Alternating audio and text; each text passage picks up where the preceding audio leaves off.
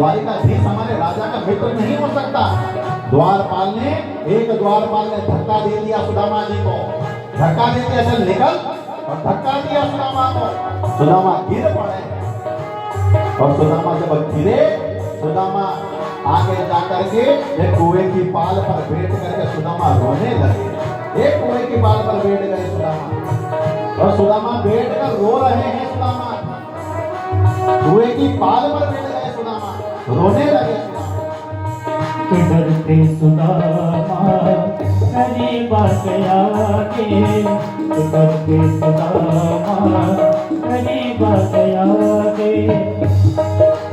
एक द्वारपाल के मन में आया, अगर इतना कह रहा है तो हो सकता है एक बार द्वारिकाधीश से जाकर के कहें तो।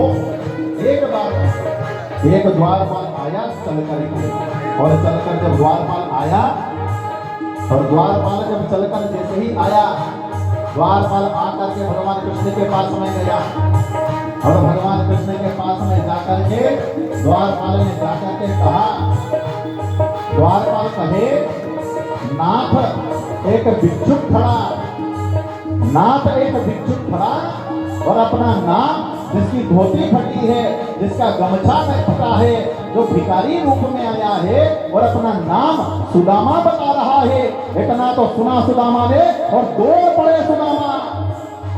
सुनते ही दौड़े चले आए मोहन, लगाया गले से सुदामा को मोहन, लगाया गले से सुदामा को मोहन।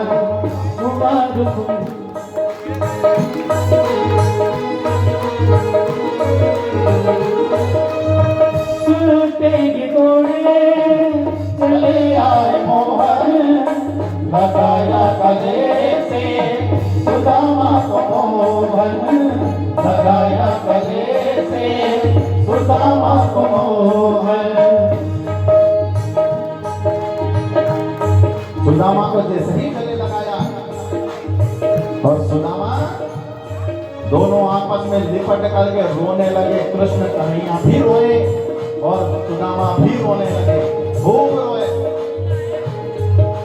अरे द्वारपालो कन्हैया से कह दो, अरे द्वारपालो कन्हैया से कह दो, इधर के सुदामा करीब गया के, इधर के सुदामा करीब गया के।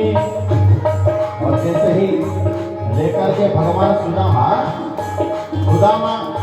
जब भगवान भूखे थे, हमें थोड़ा सही करो, जब कन्हैया भूखे थे तो सुदामा ने अपनी पीठ पर भगवान को बिठाया था, और आज सुदामा भूखा है तो भगवान ने स्वयं सुदामा को अपनी गोद में उठाया, और लेकर के भगवान सुदामा को लेकर के भगवान कृष्ण अपने महल में आए, अपनी गोद में उठा करके लेकर के आए हैं स्वयं सुदामा।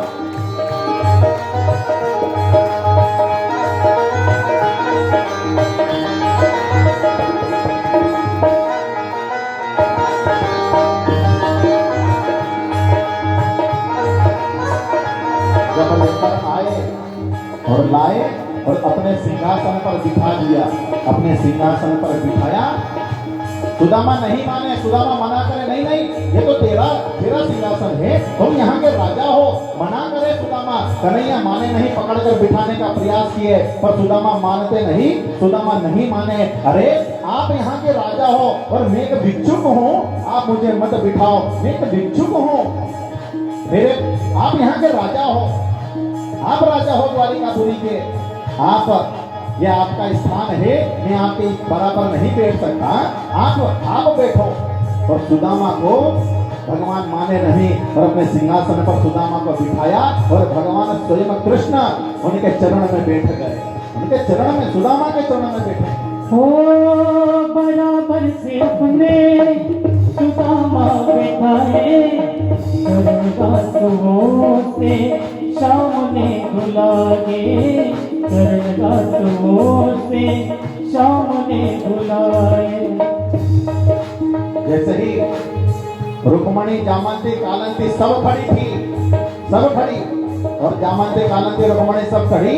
सुदामा को जब बिठाया, भगवान कृष्ण स्वयं उनके चरणों में बैठ गए। जामंती कालंती रुक्मणी से कहा, जाओ मेरा मित्र सुदामा आया है, उसके चरणों को मुझे पखारना है, मैं चरण धुलाना चाहता हूँ, जाओ जल लेकर के आओ। वो रुक्मणी को अचंबा होने लगा, ये कौन आ गया।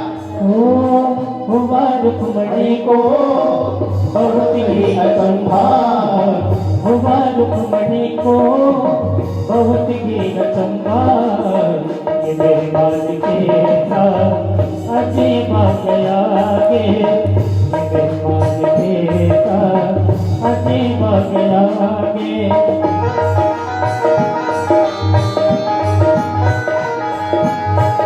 बिठाया, रुक्मणी जामंती कालंती जल लेने के लिए अंदर गई। उतनी देर में भगवान ने सुदामा के चरण के नीचे अपना हाथ फेरा, और सुदामा के चरण के नीचे जैसे ही हाथ फेरा, सुदामा ने अपने चरणों को पीछे खींच लिया। भगवान को ऐसा लगा कि इसके चरण में कहीं कांटा चुभा है, कांटा चुभा है। भगवान ने सबसे कहा, अरे मेरे मित्र सुदामा के चरण का कांटा निकाल दो, मेरे मित्र सुदामा के चरण का कांटा निकाल दो। कोई कांटा नहीं निकालता, कोई कांटा नहीं निकालता। भगवान ने इसलिए कहा क्योंकि भगवान के नख नहीं थे, कांटा निकाले कैसे, कैसे निकाले कांटा। कोई नहीं आता सुदामा के चरण का कांटा निकालने।